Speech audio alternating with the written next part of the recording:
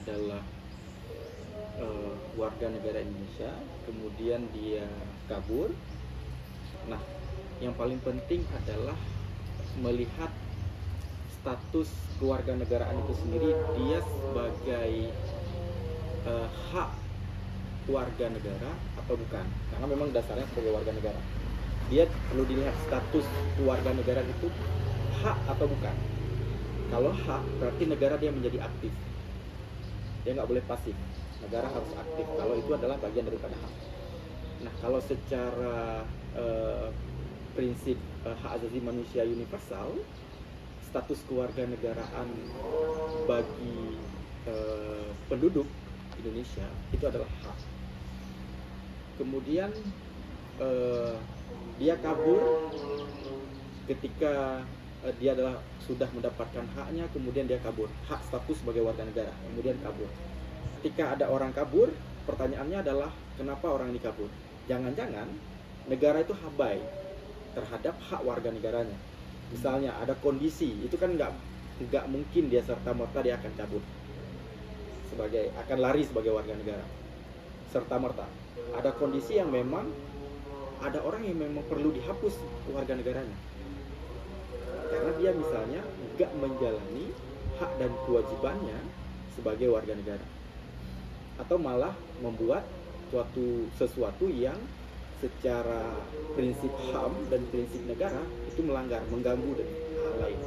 Itu bahkan presiden bisa mencabut hak itu. Tapi sejauh ini yang perlu kita lihat adalah problem apa dia cabut. Jangan-jangan karena kan nggak bisa serta-merta. Ada conditioning yang perlu dicek ulang kenapa dia menjadi kabur. Apalagi itu statusnya anak. Ketika dia kabur, kan 12 tahun kan, statusnya anak. Dia belum cakap sebagai warga negara.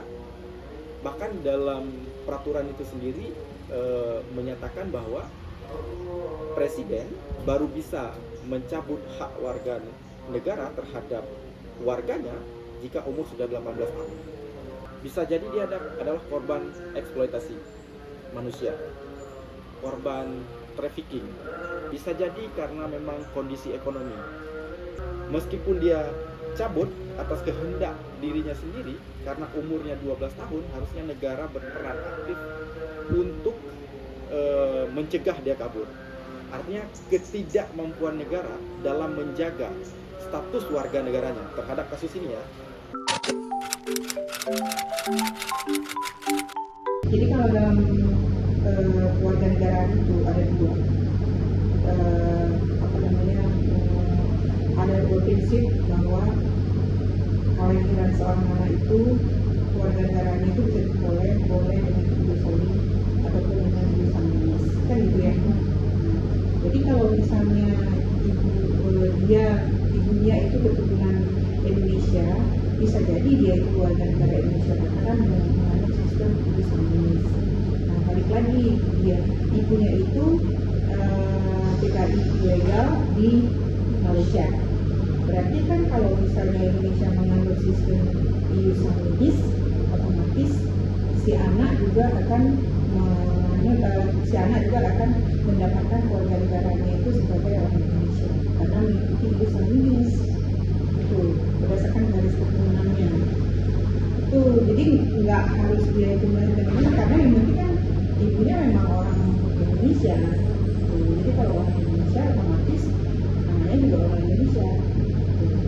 Nah, jadi kalau misalnya bilang dia tidak punya kewarganegaraan, itu tetap ada kewarganegaraan berarti. Kalau misalnya dia itu ingin mengurus dokumennya, berarti dia harus pulang ngurus dokumennya. Orang Indonesia itu kan mau kemana-mana itu biarpun nggak ada akta kelahiran. Akta kelahiran itu kan hanya untuk ini aja, untuk resminya, kan gitu ya, resminya gitu. Tapi kalau misalnya orang tuanya orang Indonesia, otomatis dia bukan orang lain gitu, bukan orang Indonesia gitu. Cuman ya mungkin karena dia itu menjadi tidak ada dokumen, dia melarikan diri sebelumnya itu dan sudah lama tidak pulang, tidak mengurus dokumen, jadinya dia jadi nggak punya kewarganegaraan gitu ya. Tapi mungkin pemerintah Indonesia mungkin bisa bantu.